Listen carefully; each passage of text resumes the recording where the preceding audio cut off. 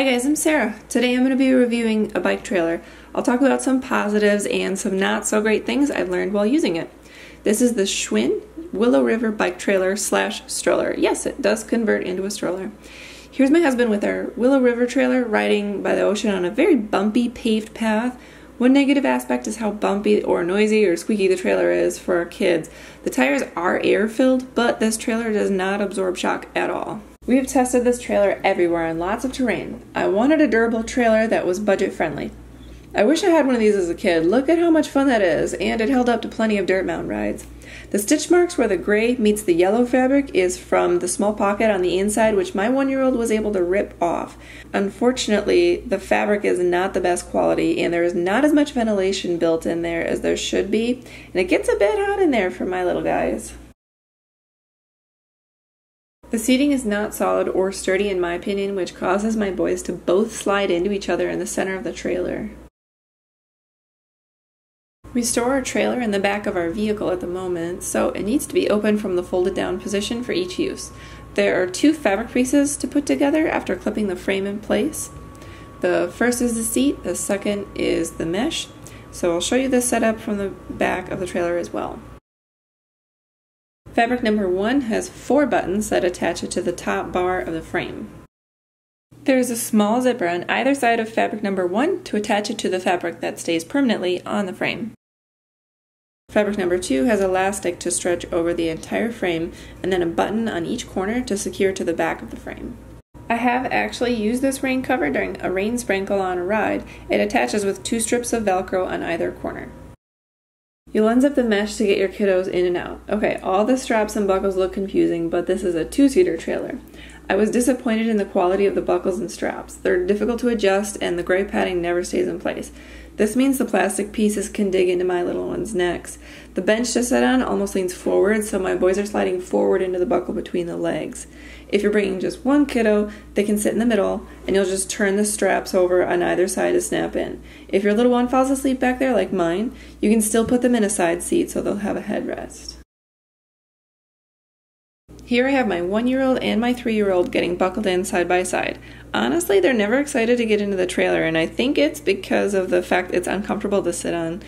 That fabric in the buckle between the legs is just not long enough, and it's difficult to buckle as a result. On a hot day, I won't use the rain cover, even during rain, just because it gets so hot inside the trailer. I wish there was better weatherproof ventilation.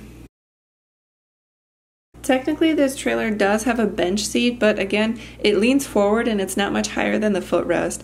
My 1-year-old can't place his feet flat because of the fabric design, and my 3-year-old just doesn't have much leg room in general. My boys are much more excited to climb out of the trailer than to get buckled in. We had to purchase this screw and bolt to connect the trailer to the piece that you connect to your bike.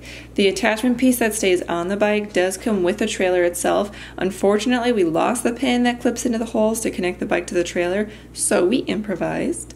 I didn't film this, but the strap and hook at the end of the bike arm does hook around your bike frame near the attachment of the bike trailer, just in case your pin falls out for some reason. Although, if you notice it's suddenly a lot easier to pedal, that's a good indication your kids are probably sitting in the trailer some distance back with scared looks on their faces. Did this pole come with a flag? Yes. Do we still have it? No. But it had no way of attaching firmly to the pole, so I blame the Schwinn Bike company for that. I was actually really excited for the stroller conversion option, but again, I was disappointed in the quality. The handlebar is really hard to attach and remove. You have to press down on the silver buttons on both sides simultaneously to attach it, as well as pinch your fingers in the bar several times. I'm 5'8", and the handlebar sits too low in my opinion. I do like the brake though, which is easy enough to use. There's only one front wheel which attaches to the end of the trailer arm. You have to unscrew the knob, which takes a lot of turning, and of course, I always drop the pieces everywhere. I do wish there was a simpler process to attaching the wheel, but once you have your knob screwed on tight, you're good to go. Using the stroller for running is out of the question for me. Although it rides very smooth, the handlebar is lower than my waist. I run with my arms up here, not down there. That's weird. There are 2 ways we can fit the stroller in the back of our Chevy Equinox.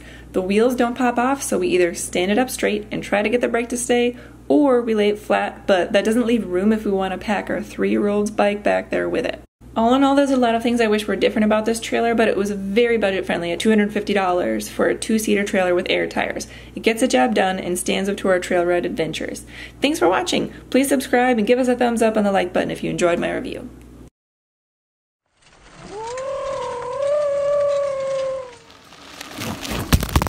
That fell. Mom, give me